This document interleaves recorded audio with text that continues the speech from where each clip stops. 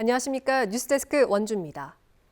해외 연수비를 부풀린 의혹 등으로 경찰이 강원도 의회를 압수수색했다는 소식 어제 전해드렸는데요.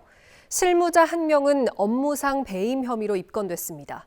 시군 의회로 수사가 확대될 가능성도 있습니다. 나금동 기자입니다. 강원도의회 기획행정전문위원실, 강원경찰청이 압수수색한 곳입니다. 도의회 행정직원 한 명은 업무상 배임 혐의로 입건했습니다. 해외 연수비 부풀리기 의혹을 살펴보기 위해서입니다. 문제가 된 건 2022년 기획행정위원회에 핀란드, 에스토니아, 독일 출장 경비입니다. 출장자는 기획행정위원회 소속 도의원 8명과 전문위원실 직원 2명 등 모두 10명. 당시 10명의 출장 경비는 1인당 470여만 원씩, 모두 4,700여만 원이었습니다. 특히 경찰은 출장자들이 해외 가이드 비용과 기관 섭외비 등을 개인 비용으로 지출해야 하는데 도의회가 예산을 부풀려 출장 경비로 집행했는지 등을 살펴보고 있습니다. 강원도의회는 당시 의원들의 자부담을 줄여주려고 한 일이었다고 해명했습니다. 이제 기관 섭외비나 가이드 비용 같은 경우는 이제 자부담으로 해서 가야 되는 부분인데 그 부분이 이제 너무 많다 보니 그거를 이제 의원님들 자부담 비용을 좀 줄여드리는 차원에서 이번 수사는 국민권익위원회가 2022년부터 지난해까지 3년간 전국 243개 지방의회가 주관한 915건의 국외 출장 실태 전수점검을 벌인 뒤 수사를 의뢰하면서 시작됐습니다. 도의회와 도내 18개 시군의회도 수사 대상에 포함됐습니다. 강원도에 이어 시군의회로까지 수사가 확대될 가능성이 있는 겁니다. 강원경찰청은 압수물 분석을 마친 뒤 관련자들을 소환 조사할 방침입니다. MBC 뉴스 나금동입니다. 공무원 인사의 다면 평가를 폐지하면서 유예 기간을 두지 않아 원주시청 공무원 노조로부터 직권 남용과 직무유기 혐의로 고소당한 원강수 원주시장이 지난달 경찰에 출석해 조사를 받은 사실이 뒤늦게 알려졌습니다. 원강수 원주시장은 일요일인 지난달 30일 경찰에 출석해 다면 평가는 법적 규정이 아니고 참고 자료에 불과하다는 취지로 주장한 것으로 전해졌습니다. 지난해 7월 원주시 공무원 노조가 고소한 지 약 9개월 만에 소환 조사가 이루어지면서 경찰이 곧 결론을 내릴 거라는 관측이 나오고 있습니다.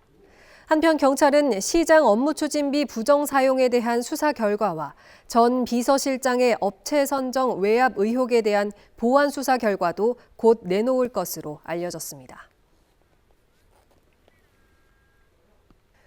강원도와 원주시의 역점 사업 반도체.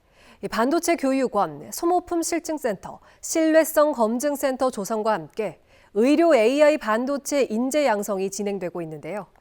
엔비디아, 인피니언 테크놀로지스 등 글로벌 기업들과의 교류 협력도 이루어지면서 사업의 완성도가 높아지고 있습니다. 윤하은 기자가 취재했습니다. 무릎 수술을 앞둔 환자가 AI 간호사와 대화를 나눕니다. What must I bring to my pre-admission unit appointment? Please bring all your medications in their original labeled bottles to your pre-admission unit appointment. 이뿐만이 아닙니다. 더 이상 낯설지 않은 로봇 수술, 의료 영상 분석, 진단, 환자 관리 등 병원 내 모든 분야에서 AI를 접목한 애플리케이션, 솔루션 프로그램 등이 개발돼 활용되고 있습니다. 이처럼 빠르게 발전하고 변화하고 있는 의료 AI 산업 동향을 공유하고 주요 성과를 나누는 행사가 원주에서 열렸습니다. 고성능 인공지능 칩 시장의 강자 엔비디아, 전력 반도체 분야에서 독보적 기술력을 갖고 있는 인피니언 테크놀로지스, 인텔을 모기업으로 하는 알테라 등 네로라하는 글로벌 기업 관계자들도 참가했습니다. Generative AI not just for helping you to draft the email, right, and summarization, not only, but it is can also be applied to medical area, this industry. So we built a foundational models and then we fine-tune it for medical images. 이중 인피니언 테크놀로지스는 강원도, 원주시, 연세대와 업무 협약을 맺고 인재 채용, 스타트업 발굴과 육성, 자체 솔루션 기반의 교육 등에도 협력하기로 하면서 향후 성과에 대한 기대감을 높였습니다. 글로벌 기업들과의 협력은 우리 학생들이 세계 수준의 기술과 연구를 경험하고 국제적 감각과 전문성을 갖춘 인재로 성장하는 데 큰 기여를 할 것으로 확신하고 있습니다. 연세대 미래 캠퍼스는 지난해부터 정부 예산 100억 등 219억 원을 투입해 2028년까지 의료 AI 반도체 전문 인력 양성센터를 운영합니다. 엔지니어 육성과 교육 연구 플랫폼 구축, 이 두 가지를 큰 축으로 실무형 인재를 양성하는 게 목표입니다. 지난해 재학생과 기업 재직자 등 80여 명을 대상으로 초급 교육을 진행했고 올해 7월 중급 과정 교육이 시작됩니다. 제가 알고 있던 것보다 훨씬 더 실생활에서 AI가 많이 활용되고 있는 걸 느껴서 저 또한 더 관련된 연구를 많이 해보고 싶다는 생각이 들었습니다. 발전 가능성이 무궁무진한 인공지능, 반도체 산업, 강원도에서 의료 AI 분야 인재를 키우는 사업이 글로벌 기업들과의 협력으로 보다 구체화되고 있습니다. MBC 뉴스 윤하은입니다. 어제 대구 함지산에서 난 산불은 야간 산불 진화 헬기가 투입되면서 상대적으로 빠른 시간 안에 진화가 가능했습니다. 야간 진화 헬기는 그동안 안전상의 문제로 실제 산불 현장 투입이 미뤄져 왔는데 이제는 본격적인 임무 수행이 가능해지면서 기대감이 높아지고 있습니다. 권기만 기자가 취재했습니다. 해가 지기 전 잡지 못한 불길이 능선을 따라 무섭게 번져나갑니다. 지상 진화대원들이 한 발 한 발 나아가며 진화작전을 벌이고 있는 현장 위로 산불 진화 헬기가 나타나 물을 뿌립니다. 산에서 시작된 불이 민가로 번지지 못하도록 야간 진화 헬기 수리온 2대가 밤새 물을 뿌렸고 다행히 더 큰 피해를 막을 수 있었습니다. 야간에는 비행이 가능한 수리온 헬기 2대를 동원하여 총 18회를 투하하였고 금일 오전에는 산불 지연제를 헬기를 이용하여 민가 주변에 10여 차례 투하하여 민가로의 확산을 막았습니다. 지난 2020년 안동 산불과 2022년 울진 산불에도 야간 진화 헬기가 시범적으로 투입되긴 했지만 본격적인 진화 작전에 투입된 것은 이번이 처음입니다. 2018년 국내에 처음 도입된 야간 진화 헬기는 야간 투시 장비를 사용해 밤에도 작전 수행이 가능한데 그동안 안전한 임무 수행을 위한 운영 지침을 마련해 왔습니다. 올해 초 실제 상황에 대비한 훈련까지 마무리되면서 이번 대구 산불에 투입이 결정됐습니다. 실제 조종사들이 야간 투시경을 착용을 하고 계속 물을 담수하고 투하하는 이런 훈련 등을 해왔기 때문에 어제 같은 경우 급하게 투입을 했어도 안전하게 저희가 임무를 수행할 수 있었다고 생각을 합니다.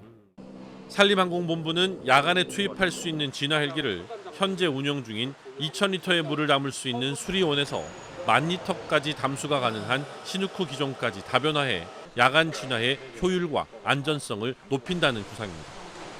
다만 안전한 임무 수행을 위해 추가로 인력을 보충하고 충분한 훈련 여건을 마련하는 것이 과제로 남아 있습니다. MBC 뉴스 권기만입니다. 고령화와 지역 소멸 현상이 가속화하고 있는 농촌에서는 갈수록 일손 구하기가 힘들어지고 있는데요. 자율주행 기술을 이용한 스마트 농기계가 해법이 될 수 있을지 주목을 받고 있습니다. 포항문화방송 박성아 기자입니다. 이항기 한 대가 논바닥 위를 달립니다. 이항기가 지나간 자리엔 한 줄 한 줄 일정한 간격으로 모가 심어집니다. 그런데 주행 중인 이항기의 운전석이 텅 비어 있습니다. 작업자의 조작 없이 주행이 가능한 자율주행 이항기이기 때문입니다. GPS를 기반으로 스스로 방향 전환이 가능하고 모를 심는 깊이와 간격도 자동 조절됩니다. 사람 손이 구석구석 가지 않아도 기계가 이렇게 자율적으로 커버해줘서 일이 훨씬 효율적이고 좋아요. 모내기를 끝낸 논 위로는 자율비행 드론이 약재를 살포합니다. 모내기부터 약재 방제까지 자율주행 기술을 이용한 스마트 농기계로 농업의 효율성을 높인 겁니다. 농업인들은 갈수록 심해지는 농촌의 일손 부족 문제를 해결하는 데 도움이 될 것으로 기대하고 있습니다. 일할 사람 찾기는 정말 힘들어요. 70대, 80대가 지금 아직 농사를 짓고 있으니까 도움은 많이 됩니다. 포항시는 지속 가능한 농업 환경을 만들기 위해 스마트 농기계의 보급을 점차 늘릴 계획입니다. 기계들이 발전함에 따라 가격 또한 굉장히 높아지는 실정입니다. 거기에서 우리 시에서도 예산을 조금 더 확보해서 농업인들은 스마트 농기계 보급과 더불어 농업 시스템 변화에 맞는 정부의 농업 정책 개선을 촉구했습니다. MBC 뉴스 박성아입니다. 지역의 갈등을 유발할 가능성이 높은 시설에 인허가가 접수될 경우 주민에게 사전 고지하는 조례가 영월군 의회에 입법 예고됐습니다. 해당 조례에 따르면 사회적 갈등이 예상되는 변전소, 격리병원, 유해물질 배출 허가 대상 등 10개 항목에 해당하는 시설은 인허가 민원이 접수되면 영월군이 해당 시설 경계로부터 1km 이내에 사는 주민에게 7일 이내에 사전 고지해야 합니다.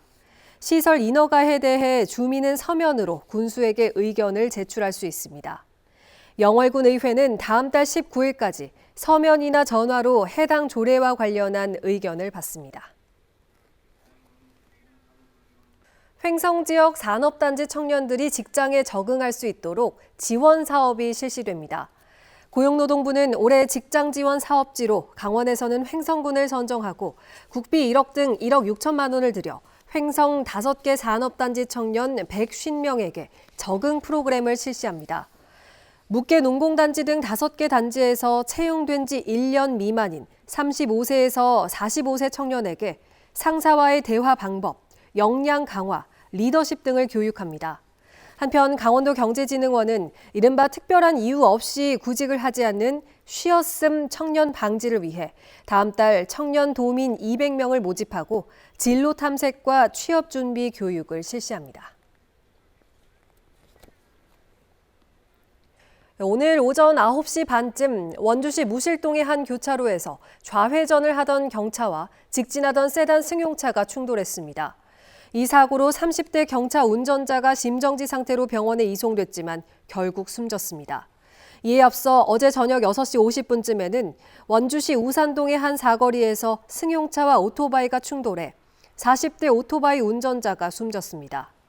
또 어제 저녁 7시 50분쯤에는 횡성군 횡성읍 읍상리에서 60대 남성이 자신이 운전하던 1톤 화물차에서 떨어진 폐지를 줍기 위해 차에서 내렸다가 뒤따르던 승용차 2대에 연달아 치여 중상을 입었습니다.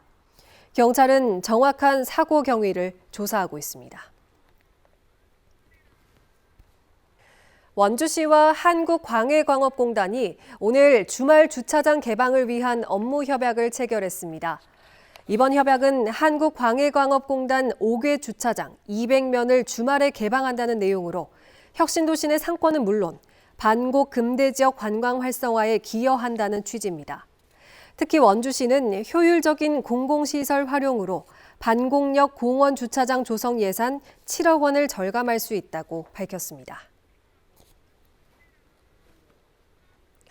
강원도가 1,900억 원의 지방채 발행에 나서자 김진태 도정의 재정정책 실패를 자인하는 것이라는 비판이 나왔습니다. 정의당 강원도당과 강원평화경제연구소는 임기 중 지방채 발행은 없다던 김 지사가 불과 2년 만에 약속을 뒤집고 추가 지방채 발행에 나서면서 그간 비판해오던 최문순 도정과 크게 다를 바 없다고 비판했습니다. 지금까지 뉴스데스크 원주였습니다.